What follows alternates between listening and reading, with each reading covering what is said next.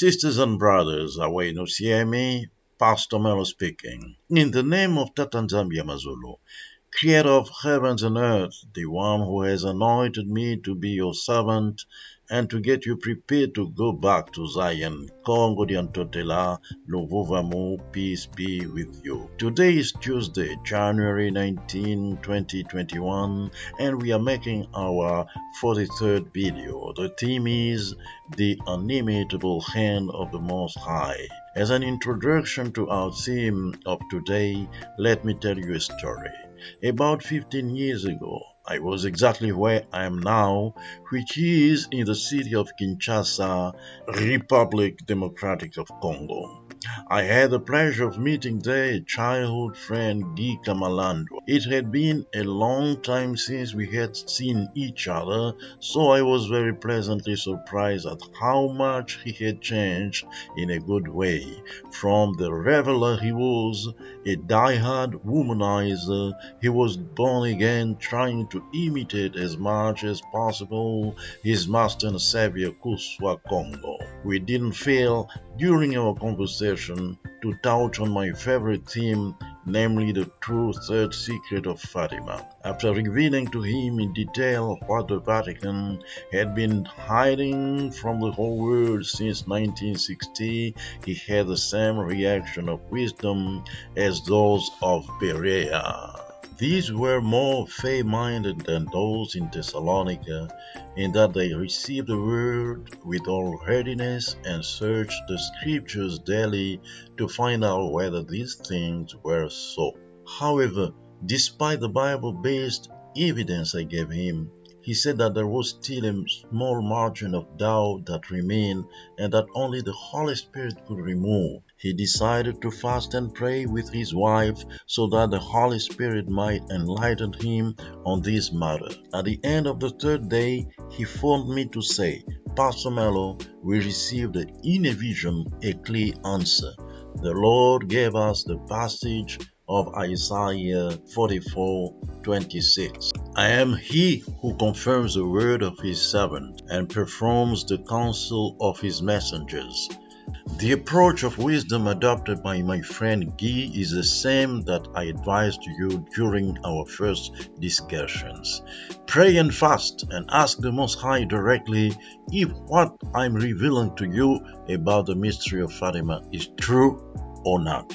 O people of little faith, despite the abundance of details I've given you, the enemy, taking advantage of situations outside me, has instilled the poison of doubt in your mind. Videos to which I didn't want to respond, guided in these by the Holy Spirit, have circulated and continue to circulate, calling me a false prophet. No problem. However, I want to tell you that you have in the person of Pastor Melo the greatest specialist in the mystery of Fatima, and the 10 questions to which I submitted you 4 months ago have remained unanswered until now. Many of you make the mistake of lending too much power to Satan. Can I remind you that Satan is only a creator and that as such he is limited, where the Most High is unlimited by his quality of creator?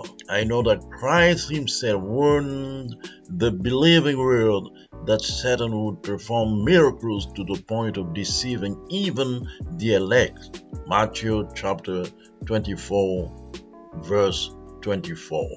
However, you should know that there are signs, miracles that Satan cannot achieve. Among them, Satan has no power over the resurrection, otherwise he would use and abuse it every day. Only the Most High has the power to breathe life into a dead person.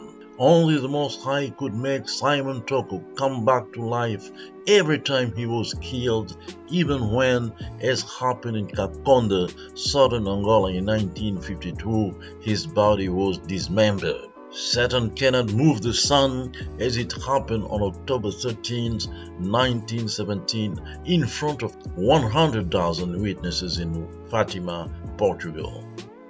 Satan could not, as the Most High did for the tribes of Isolele, lead them from the northern regions of Africa, especially Palestine, which you will remember was part of the continent, to Ecuador, the physical center of the world. And here we come to the theme of our 43rd video.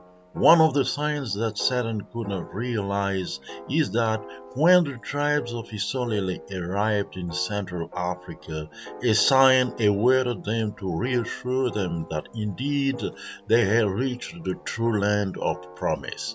12 rivers flowed from Banza Congo, which was to become the capital of the kingdom corresponding to the 12 tribes of Israel. Here are the names of these 12 rivers. 1. Kilaza. 2. Ntetembwa. 3. Nsanga. 4. Fonte. 5. Mbende. 6. Mfumu. 7. Ndimba. 8. Mbandu. 9. Makokolo. 10. Ngombe ya Ngombe. 11. Lueji. 12. Ingola. Each of these rivers corresponds to a Luvila or tribe. As I have already had the opportunity to tell you, Luvila means hide, disappear, an order from the Most High to protect his people. In the plural, Luvila becomes Mavila, which simultaneously means tribes and lost, which means lost tribes of Isolele. This sign Satan cannot realize, as the fact of having the map of the Democratic Republic of Congo appear in a historic and venerable synagogue in Capernaum, Israel. Ingeta, Pastor Mello.